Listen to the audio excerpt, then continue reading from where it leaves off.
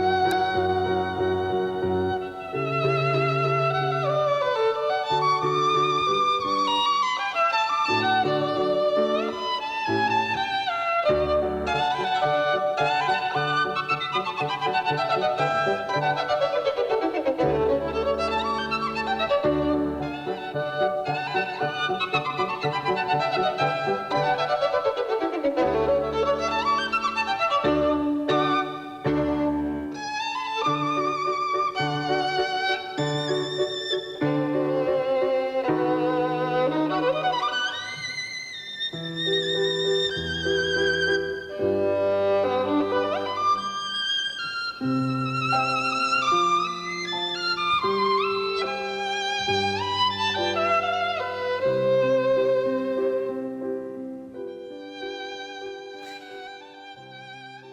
Virtuosité, pardon. 12 ans, vous vous rendez compte? Prenez Ça une... calme.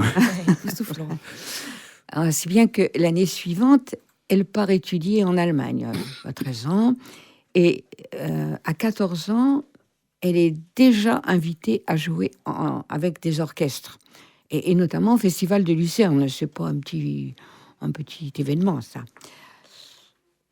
Très, très belle ville aussi en Suisse. Oui, exact. Mais Avec ça un- permet de voyager, c'est bien. Mais toujours, hein, et d'ailleurs dans le cadre de cette émission, on n'arrête pas de voyager dans les époques et dans les pays également. Oui. Et alors, mais rendez-vous compte de sa formation. Le sens du travail acquis au Japon. Vous savez bien comment c'est là-bas, hein, on bosse. Et puis dans sa famille. La rigueur germanique. Attention, hein, le rythme, c'est le rythme et pas autre chose. Et puis la fantaisie italienne, puisqu'elle a eu des professeurs italiens. Métissage de civilisation, métissage de formation. Alors, ça vous étonne, à 16 ans, ce concerto de Paganini, là, c'est devenu pour elle de la routine. Et elle éblouit le monde musical en gagnant justement le concours de Paganini à Gênes. C'est un des concours pour violon les plus difficiles qui existent. Elle est la plus jeune femme à gagner et la première femme d'ailleurs à gagner ce concours. Alors la voilà célèbre. Mais les chefs d'orchestre n'en reviennent pas de cette gamine de 16 ans qui joue si bien. Et ils veulent tous la voir. Même un grand chef d'orchestre comme Zubin Mehta a épaté tout le monde parce qu'il a reculé un concert pour pouvoir la faire jouer. Bon, c'était quand même quelque chose. Alors elle est invitée partout. Et ben, on va l'écouter maintenant dans le concerto de Brahms, puisqu'elle va jouer Brahms au prochain concertino, mais pas en concerto, bien sûr. Et là, dans l'extrait précédent, elle n'était pas avec un orchestre, puisqu'à 12 ans, elle jouait simplement avec un accompagnement de piano. Donc, on l'écoute dans ce concerto de Brahms. Elle doit avoir une bonne vingtaine d'années, là, quelque chose comme ça. Et imaginez ce petit bout de bonne femme devant l'orchestre, dialoguant avec son violon et la puissance de l'orchestre. On l'écoute. C'est le concerto en ré majeur et l'opus 77.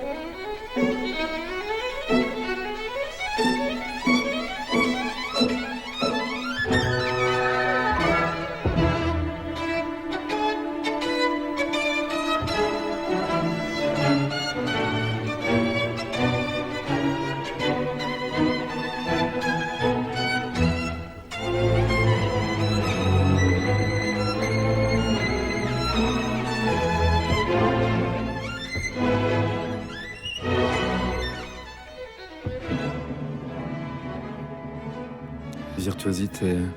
Elle joue, évidemment, un Stradivarius.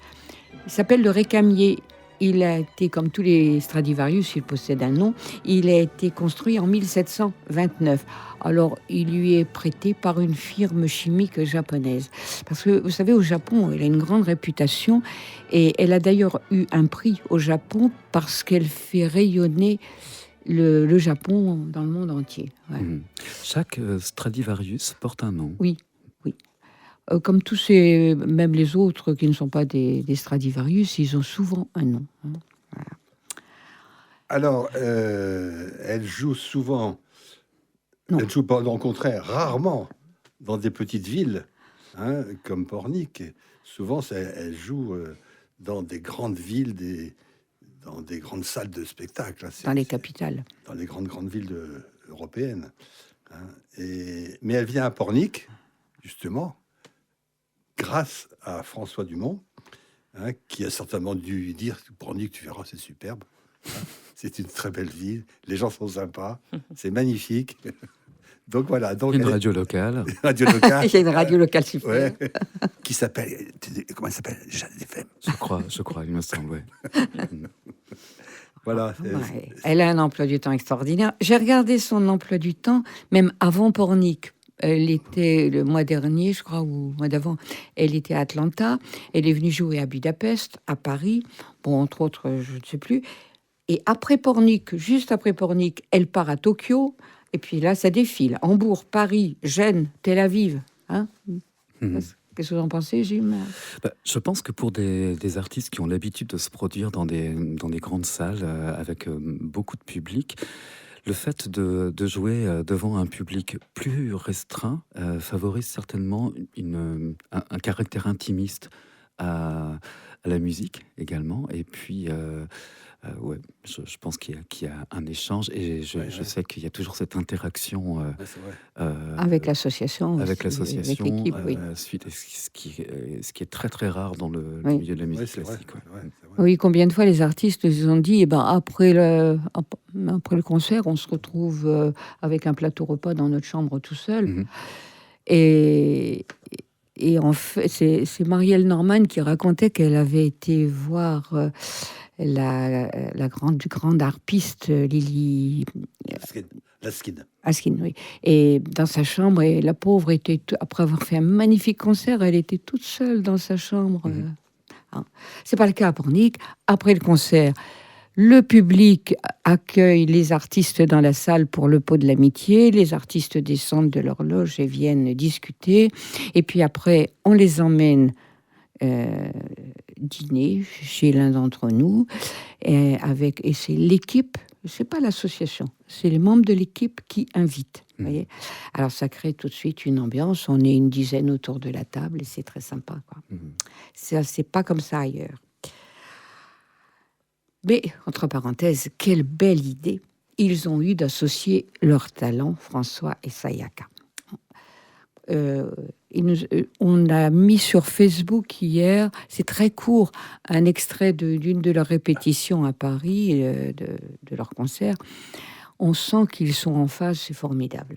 Ils ont une puissance, une interprétation, vous verrez, on ne ment jamais ici. L'harmonie, ça existe aussi entre les gens, et pas que entre les nôtres. Oui. Ah oui. Alors François Dumont, si on en parle un peu, il a eu la chance d'avoir été bercé par des parents, non pas des musiciens de métier, mais ils étaient amoureux de la musique, amoureux d'opéra, de piano. D'ailleurs, son père était un bon pianiste amateur. Et grâce à eux, il a découvert l'opéra, les salles de concert très très jeune. À 5 ans, il va démarrer le piano. Je peux vous dire, ça c'est pas un secret, ses parents avaient installé une pièce spéciale en sous-sol pour ne pas avoir les oreilles tout le temps cassées par ce gamin de 5 ans qui jouait du piano. Alors, à 14, il y a tout de suite des professeurs, il habite Vienne en France. À 14 ans, il est admis au Conservatoire de Paris. 14 ans, c'est pas l'âge normal à laquelle on rentre. On rentre plutôt à 17 ans. Mais là, il gagne le concours d'entrée, il y rentre. Ses parents sont à Vienne. Alors, on va aménager ses études parce qu'il continue ses études en classe de seconde. Évidemment, il ne fait pas comme tout le monde. À 14 ans, il est en seconde avec un an d'avance, je vous le signale.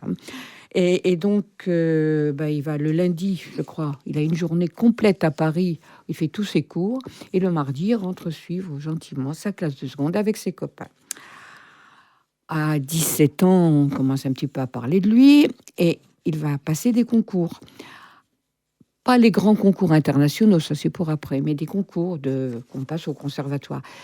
Il les gagne, beaucoup de concours. Et quand on gagne un concours, on gagne surtout le plaisir de jouer en soliste avec un orchestre. Comme il le dit, ça le fait voyager et il va un peu partout, etc. Alors, il grandit, il quitte le conservatoire et là, il va affronter les concours internationaux. Et il a 25 ans, il gagne le concours Chopin en 2010. Alors, il a un prix, il est le 5e prix, mais 5e prix alors qu'il a tous les pianistes de la planète qui sont là quand même. Il n'y a pas que le concours Chopin, il va gagner un concours de la reine Elisabeth, je ne vous les cite pas tous, c'est trop long. Alors, on va écouter justement ce qu'il a joué au concours Chopin, le voilà dans un concerto de Chopin. Mais il est tout jeune, il a un peu vieilli depuis. Concerto en mi mineur, donc interprété par François Dumont.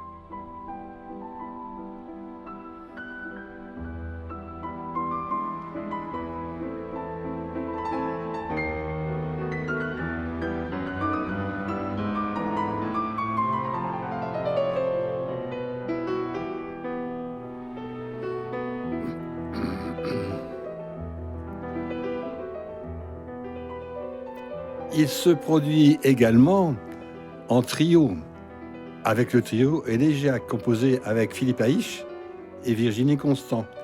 Et c'est qui les amène à Pornic en 2011 et devient en parfaite osmose avec l'équipe le directeur artistique de ces concerts. Mais en même temps, sa renommée internationale se conforte, tant comme soliste, concertiste ou chambriste.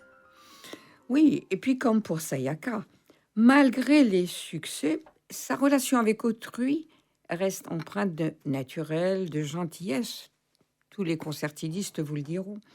Et tous deux ont surtout le souci de jouer l'œuvre telle que le compositeur l'a conçue.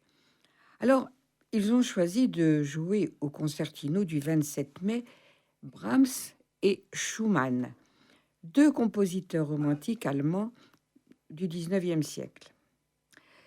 Brahms a 45 ans quand il compose cette première sonate pour piano et violon en 1878 et il la dédie à Clara Schumann, l'épouse de Robert Schumann, dont le plus jeune fils, Félix, est en train de mourir à 24 ans.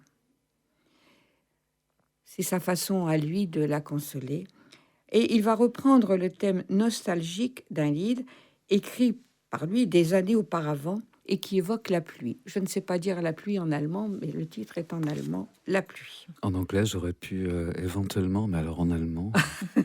Pareil. Alors, on va écouter cette sonate numéro 1 qui sera donc jouée au concertino le 27 mai par François et par Sayaka.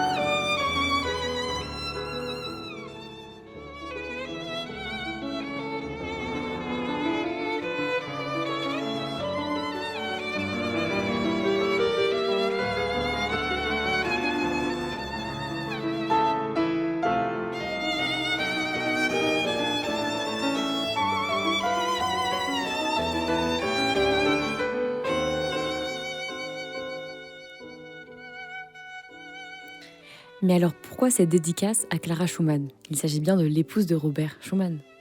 Mais à cette époque, ils étaient séparés. Oh, Clara et Johannes vivaient loin l'un de l'autre à cette époque, mais ils étaient inséparables à travers la musique. Leur histoire est tellement belle et triste que je ne peux résister au plaisir de vous en parler. Brahms était né en 1833 dans les quartiers populaires du port de Hambourg. Son père était un petit artisan, ne gagnait pas très bien sa vie, mais il améliorait ses fins de mois grâce à la musique. Le soir, il jouait du cor d'harmonie dans de petits ensembles qui se produisaient dans les tavernes, c'est un gentil mot, du port de Hambourg. Alors très vite, il va repérer que son fils a des possibilités musicales. Et si c'était un autre Mozart? Pas tout à fait, mais quand même. Alors il va lui apprendre le solfège, la musique, toutes sortes d'instruments. Et il est doué, le petit. Alors très jeune, il l'emmène dans les Bouges, au milieu des filles faciles, et il joue du piano à 12 ans. Mais l'enfant travaillait beaucoup. Il raconte d'ailleurs plus tard. Je composais continuellement. Je composais quand j'étais tranquille, chez moi, de bonne heure le matin. Le jour, j'arrangeais des marches pour des musiques de cuivre. Et le soir, je jouais du piano dans les cabarets. Ah oui, il a 14 ans à cet âge-là, c'est pleine croissance.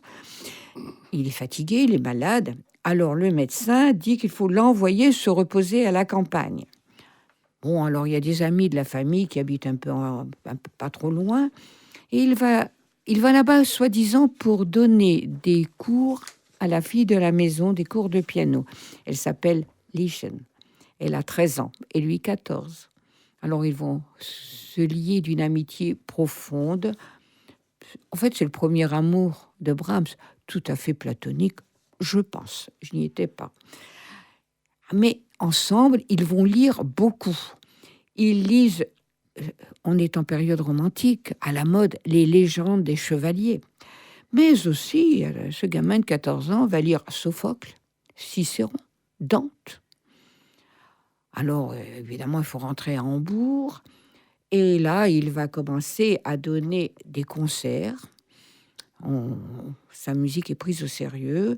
Il va rencontrer un virtuose violoniste hongrois qui s'appelle Rémini. À cette époque, les Hongrois passaient à Hambourg parce qu'ils embarquaient pour les États-Unis. Ils fuyaient leur pays où il y avait la Révolution. Alors, il y avait beaucoup de Hongrois.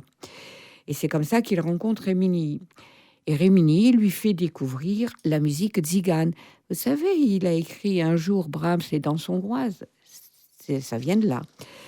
Et puis, il devient aussi l'ami d'un violoniste réputé qui s'appelle Joseph Joachim. Brahms a durant toute sa vie été fidèle à ses amis, jusqu'à sa mort. Fidèle à Lieschen, fidèle à Joachim, et plus tard, fidèle au Schumann. Eh bien oui, et c'est Joseph Joachim qui va lui présenter Clara et Robert Schumann en 1853. Alors, on imagine la scène, Brahms a 20 ans, Robert, la bonne quarantaine. Robert, c'est un compositeur à l'époque. Il est un peu déçu parce qu'il n'a pas réussi en piano. Il a tellement voulu jouer de piano qu'il s'est déformé les doigts avec des instruments bizarres de l'époque. Clara, elle est plus jeune que Robert. Elle a la trentaine. Mais ils ont déjà 7 enfants. Clara a été une enfant prodige du piano. Son papa était professeur de piano. Il a d'ailleurs été le professeur de Schumann. Et il a voulu en faire une enfant prodige. Il a réussi. Elle est connue dans toute l'Europe. Elle a donné des concerts très jeunes et elle joue très, très bien. Si les Schumann sont émerveillés lorsque Brahms se met au piano et leur joue la première sonate pour piano qu'il ait écrite, Brahms, lui, est médusé de découvrir ce couple, cette ambiance familiale. Il n'a pas connu ça chez lui. Cette jeune femme pianiste. Je vous l'ai pas dit, mais la mère de Brahms avait 17 ans de plus que le père. Elle était fille de pauvre et elle boitait. Alors pour lui, les femmes, après il avait connu les filles du port. Bon, c'était pas Clara. Mais Clara, pianiste, connue dans toute l'Europe, compositrice, épanouie dans sa maternité. Elle a 7 enfants.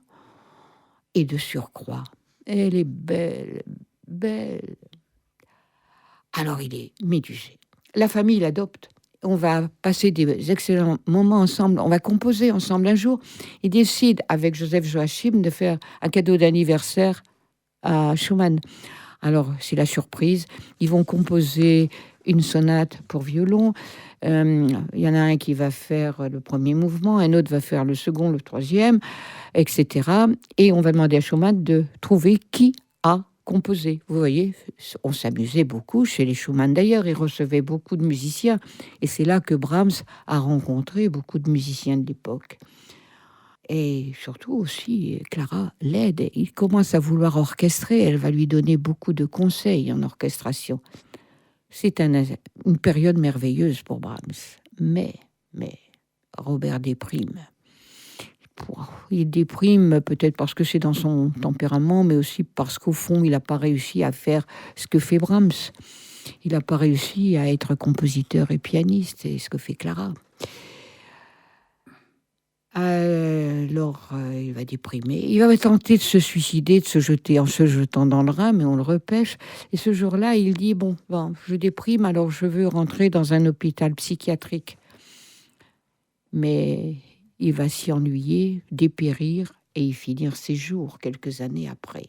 Pendant cette période, avec les 7 enfants, il y a Clara, il faut bien qu'elle fasse bouillir la marmite pour les 7 enfants. Il va l'aider à trouver des concerts, il est là, il s'occupe des enfants. Beaucoup d'amitié entre eux. Et jusqu'où va l'amitié? Nul ne le sait. Leur amitié devient probablement amoureuse si on en croit le tutoiement d'une lettre. Mais, à la mort de son mari, Clara a dit « Terminé, on se sépare ». Pourtant, alors il s'en va, mais il va entretenir avec elle une amitié passionnée, ponctuée de nombreuses brouilles, jusqu'à sa mort en 1896. Mort qui le laissera inconsolé, et d'ailleurs, il mourra l'année suivante. On va écouter la sonate numéro 3 qu'il a créée en 1888. Donc, vous voyez, il était séparé de Clara, mais pas vraiment séparé, depuis longtemps. Et là, il donne plus d'importance au piano, car il pense à Clara qui va la jouer. Alors, je vous la propose, interprétée au violon par Amaury Coetto. Oh, certains Porniquais le connaissent, parce qu'on a pu l'entendre en janvier à Pornic, encore un, Jim, qu'on a entendu à Pornic. Au concertino de janvier, puisqu'il est le premier violon du Quatuor Modigliani. Voilà, alors on premier concert des concertinos pour cette année 2023, je crois. C'était le premier concert proposé par les concertinos pour cette année 2023. Ah non, moi je suis venu vous en présenter déjà. Ah, le Modigliani, oui. Celui de janvier? Oui, c'était le premier, exact. On va écouter la sonate pour violon et piano, la numéro 3 en ré mineur, et c'est l'opus 108.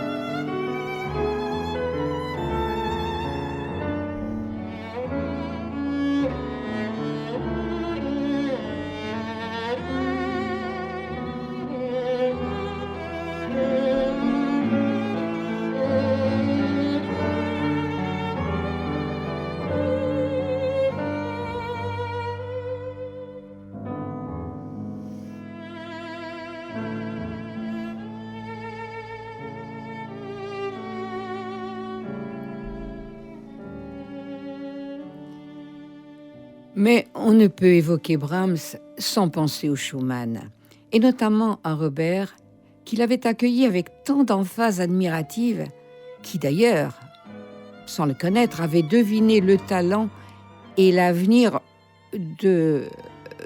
glorieux de ce qu'il avait appelé cet élu des dieux.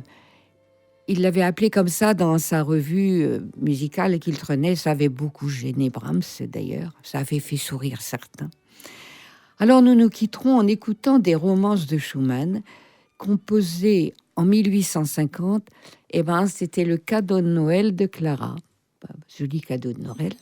Il en a composé 3 en 3 jours. C'est l'opus 94. Il les a composés pour hautbois et piano.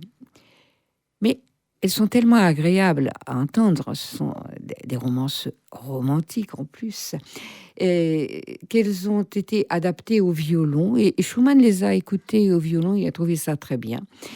Et après, on les a adaptées aussi à la clarinette et à l'alto. Et d'ailleurs, je vais vous faire écouter la seconde.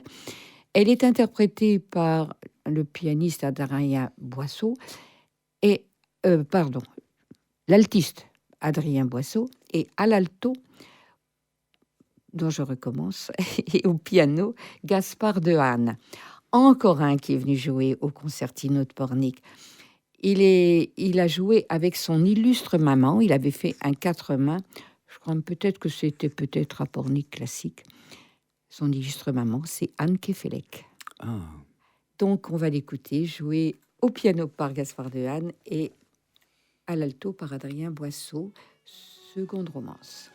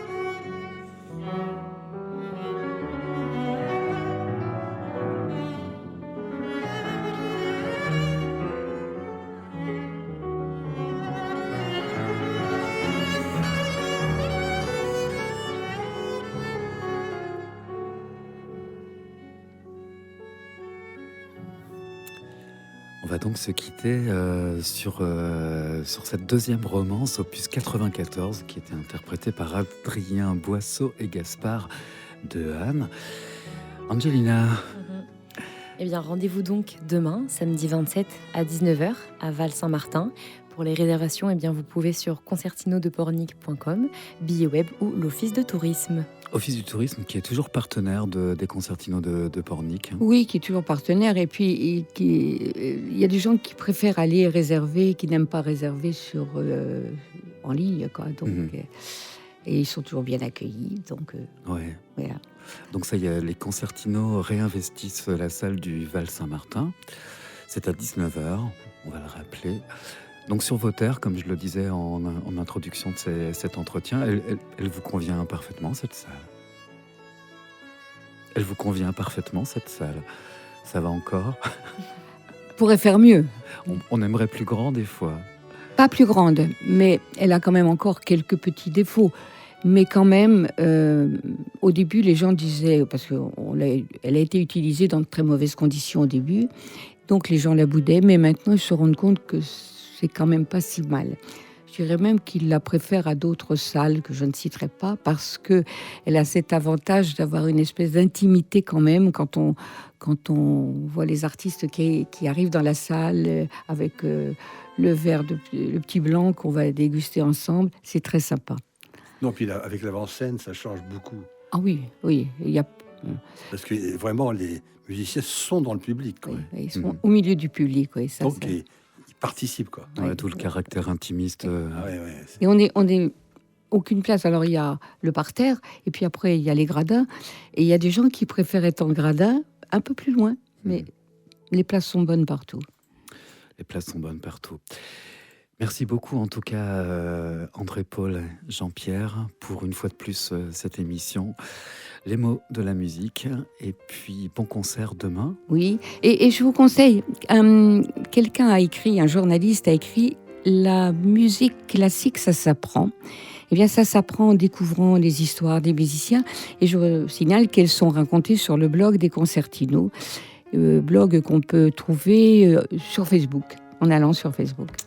Concertino de Pornic. Merci beaucoup à vous deux. Merci Angelina. Merci. Merci, très Jim. bientôt. Merci, Jim.